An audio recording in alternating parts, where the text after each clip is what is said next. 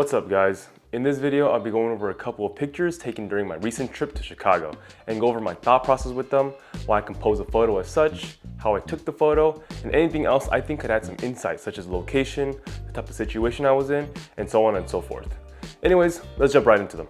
So with this first picture here, before I get into it, let me talk about the camera and the settings that I use with this photo. So with this photo, I took with my, again, very familiar Sony a7R5, and I took it with my 24-70 GM2 lens. The settings for this picture is ISO 250, 38mm, f9, and I shot this with a shutter speed of 13 seconds. For the location of this picture, you can find it a bit north of downtown Chicago, past the river. Once you pass the river, you'll see this parking structure, and that's where I took this picture from. In this parking structure, you can see the scene from a number of vantage points, just by going to different floors within that parking structure. I went from floors 4 to 7, but I ended up choosing the topmost floor, the 7th floor, because I like that higher vantage point more for this scene. For this picture, there were actually a couple of struggles that I had to go through in order to get this picture. The first one was the weather. When I got to Chicago, I was not ready to experience what I went through in terms of weather. I lived and experienced winter in Japan and thought that I'd be ready for a lot of what people would consider, cold, but Chicago was a step further from what I was actually used to. The wind is definitely the #1 factor in what made it a struggle. Not only was it just crazy cold, where I had to be mindful of my own health, but I also had to make sure my tripod wasn't moved by the wind. Thankfully, that wasn't too much of an issue once I noticed it, but because I wasn't really used to, being mindful of the wind, the first few photos I took were definitely a bit blurry. Second struggle was the intervals and time it took for the train to come through. Going back to my experience to big cities in Asia like Seoul and Tokyo, trains come by way more often in those cities compared to Chicago. If I missed a train over in those cities, I'd, maybe have to wait 3 to 5 minutes or so before another train would come and, I'd be able to take the picture then. Through this location in Chicago, I believe there's only one line that comes through each side, so when one passes through, for the next train to come through, I'd have to wait like 15 to 20 minutes. And that's, way longer than, again, the 3 to 5 minutes I mentioned earlier. Combine that with the cold I just spoke about, I was really only able to take a handful of photos before I had to call it quits. Now to dig deeper into this photo, I knew I wanted to try getting a long exposure shot since there were various photos of other photographers getting long exposure shots at this location, and I knew I wanted to get my own version of this. The main thing I was thinking about was what I wanted to include in this photo and at what focal length I wanted to take this photo at. With this final photo I ended up choosing, out of the couple that I got, I mainly chose this as I liked the colors of this photo along with how the train was timed in this photo. It was a very cloudy day, and I assumed sunset was going to be bland, but to my surprise, there's a bit of sun that came out right here in the background, which gave some sunset glow and life to the sky as well as the buildings surrounding the train. So I love that I was able to capture that from that perspective. However, I don't particularly like the framing of this photo. Having the train only take, like the bottom 1/3 of the photo just makes it seem less important compared to the sky and compared to everything else in the photo. Compare that to, let's say, this black and white version of the photo that I took right before sunset. The train takes up more space within the photo. That itself makes the train feel more important as a viewer. So I really wish I could take the surroundings and color of this color version right here of the photo, along with the framing of the black and white photo right here, and take those aspects and form one photo. But unfortunately, that's not possible. So I'll definitely be keeping this in mind. So if I return to the location, hopefully I'll be able to get that same condition, or maybe even better conditions of the sky, and get an updated version of this photo in the future. So with the second photo right here, I took it again with my Sony a7R5, and I took it with my 24-70 GM2 lens. The settings, I took it at ISO 640, I took it at 68mm, I took it with the aperture of f6.3, and the shutter speed is 1/640th of a second. So with this photo, I actually took it while walking alongside the Chicago River. I actually took this photo after I went to the location I talked about last photo during the daytime when I was actually scouting around the area for the sunset shoot. So that's the main reason why I had the 24-70 on my camera. I was a bit too lazy to switch back to my 55mm as that's what I usually use for street, so I just kept the 24-70 on, and luckily I was able to come across this shot. With Chicago River, there's a lot of people around just because, it's a pretty popular place to hang out. With that, it gets pretty difficult to really isolate subjects and get a clean photo. When I took this photo, I was actually walking on the sidewalk alongside the river. So I was able to get a really nice vantage point of people below me walking right alongside the river. Using I don't even know what it's called, honestly.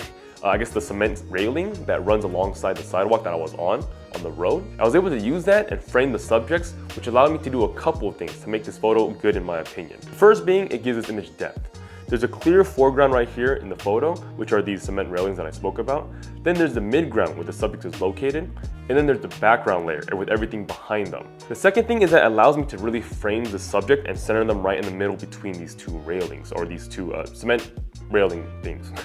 Which brings more focus onto the subject, and that's what I really want to do, to make them stand out in this photo. And the third and the most underrated thing that framing allowed me to do in this photo is that essentially it allowed me to hide all the non-important elements in the scene, like the other people, objects, etc., or random colors that I didn't want in the picture, which allowed me to then show what I wanted to show in this picture, which was the people right here. I think I was successful in doing those things with this picture, and that allowed me to take the picture I wanted to take, and with that, I'm pretty happy with this picture. Another aspect I wanted to cover really quickly with this photo is the colors. Like I mentioned before, framing allowed me to cover other objects or things that had colors that I didn't want to really show in this photo, allowing me to include only the colors that I wanted to include in this photo, such as the brown of this woman's coat right here, or the brown color of the floor, or the dark gray of this man's, I don't even know what this is, like a sweater or a top, basically, that he was wearing. And because of that, there's nothing crazy that will take the viewer's attention away from the main subject in this photo, such as a glaring purple plant in the corners, or maybe someone's red scarf that was walking behind them. I really like the simplicity of this photo, and that was one way I was able to help keep the aspect of this photo intact. Moving on to our last photo of today. So once again, with this photo, I took it with my A7R5, and I took it with my 24-70 GM2. With the settings I took this photo at, I took it at ISO 640, I took it at 32 millimeters, I took it at f2.8, and the shutter speed is 1/125th of a second. So with this photo, I took it outside the famous Chicago Theater, where you can see the beautiful Chicago sign light up at night. I came here twice actually, once during the day, where I of course got a couple of shots then. But I knew I wanted to see it at night, with the illumination of the lights coming up, so I came here actually after I took the Chicago S-curve train shot that I spoke about in the first photo. And I came here at night. With no surprise, the place was packed with people, from locals to tourists. So one of my goals was just trying to get a really clean shot. I got many ideas of what I already wanted to capture and how to capture them for my first time there during the day. So I already had an idea of what type of shots I can get. At the end of the day, I took many photos, but this one right here was the one that I chose as my favorite out of all the ones I was able to capture. And there are a few things I like about this photo. One thing is that it includes the Chicago sign. Obviously the Chicago sign is iconic. It's very special to Chicago, so I knew I had to get that in the frame somehow. Another thing I like about this photo was how clean it was. I was able to do that with a couple of factors helping me. One of the main ways being the covering of the people in the background right here underneath the theater. I was able to cover them with the people right here in the foreground. I was able to cover them with these cars right here on the street.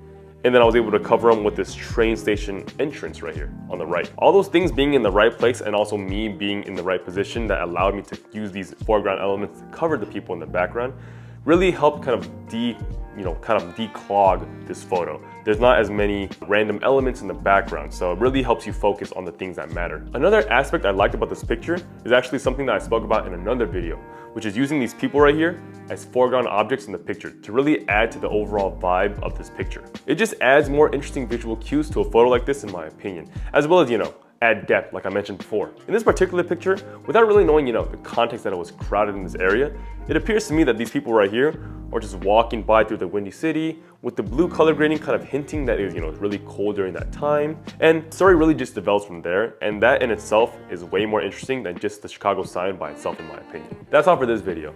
I hope this was fun and gave you some insight or inspiration for your own photos somehow. If you enjoyed this video, please leave a like and subscribe. If you have any questions or comments, leave them down in the comment section below. Thanks for watching, and I'll see y'all next time. Later.